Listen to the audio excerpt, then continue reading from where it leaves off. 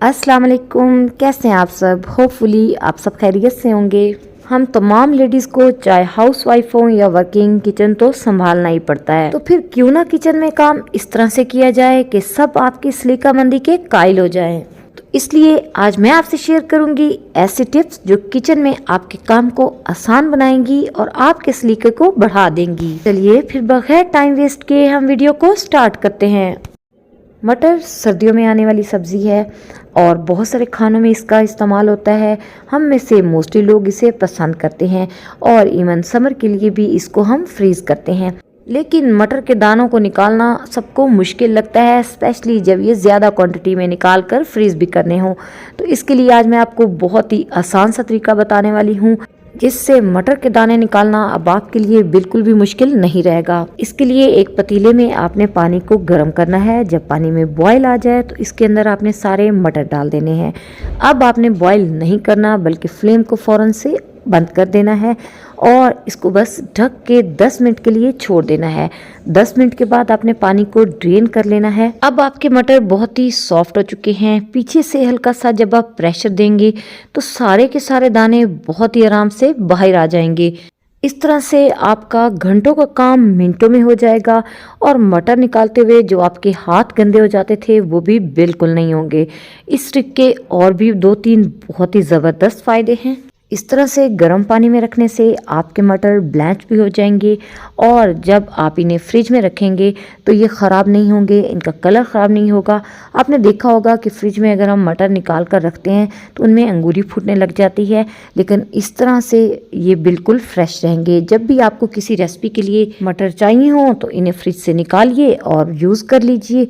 और सपोज़ अगर आपको फ्रीज़ करने हो तो बस इनको जिप लॉक बैग में डालें और लंबे अरसे के लिए फ्रीज़ कर दें। ना तो टेस्ट में कोई फ़र्क आएगा और ना ही कलर में। और इसी के साथ आपको दे देती हूँ एक और ज़बरदस्त सी टिप कि जब भी आप इस तरह से मटर या कोई भी सब्ज़ी छील या काट रहे हों तो उनके छिलकों को ना तो टॉप पे डालिए और ना ही इधर उधर फेंकिए, बल्कि आप इस तरह से टोकरी लें, उसमें एक शॉपर डाल दें। जब आप फारिग हों तो इस तरह से आप शॉपर को उठाइए और डस्टबिन में डाल दीजिए। ना तो आपका किचन टॉप गंदा होगा और ना ही मैस फैलेगा और आपको बाद में उसे समेटना नहीं पड़ेगा। या फिर एक और भी तरीका है कि आप इस तरह से कटिंग बोर्ड पे एक शॉपर लगा दें, सब्जियों को पील करें और उसके बाद हल्का सा कटिंग बोर्ड ऊपर उठाएं। सारे पील इस शॉपर में चले जाएंगे और कहीं भी इधर उधर मैस नहीं फैलेगा। फूल गोभी जब भी आप बाज़ार से ख़रीदें तो एक बात का ख्याल रखें कि ऐसा फूल ख़रीदें जो बिल्कुल भी खिला हुआ ना हो बल्कि इस तरह से बंद हो। इस तरह के फूल का मतलब है कि उसके अंदर कीड़ा नहीं होगा। गोभी का फूल जितना खिला होगा उतना उसमें कीड़ा होने के चांसेस ज़्यादा होंगे। इसलिए जब भी फूल गोभी का फूल ख़रीदें तो ख्याल रहे कि वो खिला हुआ ना हो। लेकिन फिर भी जब हम लेके आते हैं और फ्रिज में रखते हैं तो हमें वहम होता है कि इसमें कोई कीड़ा ना हो और ये ना हो कि वो निकल के फ्रिज में चलना शुरू कर दे। तो इसके लिए आपको एक ट्रिक बता देती हूँ। इस तरह से गोभी के साइड लीव्स को आप कट करके अलग कर दें और फिर 1 मिनट के लिए आप इसे जस्ट स्टोव पे रख दें।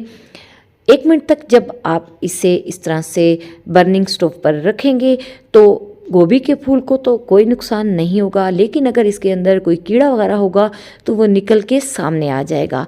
अब आप इसे फ्रिज में रखें, आपको ये टेंशन नहीं होगी कि कहीं कोई कीड़ा हो ना हो और किसी और वेजिटेबल या किसी और खाने की चीज़ में ना चला जाए। पालक एक फुल ऑफ आयरन सब्ज़ी है, लेकिन जब भी हम इसे पकाते हैं तो इसका कलर डार्क हो जाता है। तो ऐसा क्या किया जाए कि पालक का कलर ख़राब ना हो और पकने के बाद भी ऐसे ही ग्रीन और फ्रेश लगे। तो इसके लिए आपको मैं टिप देने लगी हूँ। पालक के पत्तों को धोने के बाद इस तरह से काट लें या काटने के बाद अच्छे से धो लें, क्योंकि इसके अंदर बहुत ज़्यादा रेत और मिट्टी होती है, उसे निकालना बहुत ही ज़रूरी है। उसके बाद आप इसे ब्लेंच कर लें। इसे किसी बाउल में डाल के ऊपर से पानी डालें और माइक्रोवेव में इसे 2 मिनट के लिए हीट दे लें, उससे भी ये ब्लेंच हो जाएगी। या फिर आप ये करें कि पतीले में इसको 2 मिनट बॉईल कर लें। जैसा कि मैंने इसको अभी माइक्रोवेव में ही 2 मिनट्स दिए हैं और अब मैंने इसका पानी ड्रेन कर लिया है। इसके बाद मैंने बाउल में लिया है ठंडा पानी और इसके अंदर मैंने थोड़ी सी शुगर ऐड कर दी है और इसके साथ ही इसमें मैंने आइस क्यूब्स डाल दिए हैं। इसके बाद इसमें मैंने डाल दी पालक और इस पानी में डिप करके इसे मैंने 5 से 7 मिनट के लिए छोड़ दिया। ठंडा पानी इसको ओवर कुक होने से रोकेगा और शुगर इसके कलर को ख़राब नहीं होने देगी। अब आप इसको निकालिए और ब्लेंड करके चाहे पालक पनीर बनाइए या फिर आप इसकी कोई भी सब्जी बनाइए, पालक का कलर हमेशा फ्रेश ही रहेगा। लीजिए जी, अब आपके लिए है एक और टिप। लहसुन जब हम ज़्यादा अमाउंट में लेके आते हैं तो एकदम से सारा छील के उसे फ्रीज़ भी नहीं कर सकते, तो हमें यही डर लगा रहता है कि कहीं ज़्यादा टाइम रखने की वजह से ये ख़राब ना हो जाए। तो इसको आप लॉन्ग टाइम तक कैसे स्टोर कर सकते हैं कि ये ख़राब ना हो, उसके लिए भी आपको एक बहुत ही अच्छा सा हैक बताने लगी हूँ। चूल्हे के ऊपर इस तरह का कोई स्टैंड या जाली रख दीजिए और फिर उसके ऊपर आप लहसुन को इस तरह से रख दें कि इसकी रूट्स नीचे की तरफ हों और स्टेम ऊपर की तरफ हो। तो ये देखिए, मैंने लहसुन के गठों को इस तरह से स्टैंड के ऊपर सेट कर दिया है। अब मुझे इसकी रूट्स को जला लेना है। लहसुन जब भी ख़राब होना शुरू होता है तो वो रूट्स वाली साइड से ही ख़राब होता है। जब रूट्स को हम इस तरह से जला लेंगे तो लहसुन दोबारा से ग्रो नहीं कर पाएगा और लहसुन ख़राब नहीं होगा। इस तरह से आप 6 महीने तक लहसुन को स्टोर कर सकेंगे। बस 2 मिनट ही आपने रूट्स के जलने तक इसको आग पे रखना है, उसके बाद हटा लेना है और आपका लहसुन लंबे अरसे तक के लिए सेव हो जाएगा।